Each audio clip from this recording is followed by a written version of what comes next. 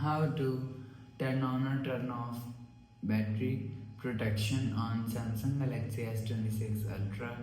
Let's start the video. First of all, go to app library. Here click on settings app. Now in setting, scroll down and click on battery. After click on battery, click on battery protection. After click on battery protection, you will see if you want to turn off battery protection, so turn off this button. After turn off this button, you will see battery protection is turned off. If you want to turn on battery protection, so turn on this button. After turn on this button, you will see battery protection is turned on. You will turn on or turn off battery protection from here.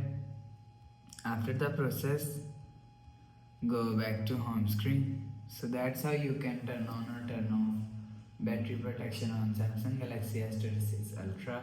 If you like the video, please subscribe. Thanks for watching.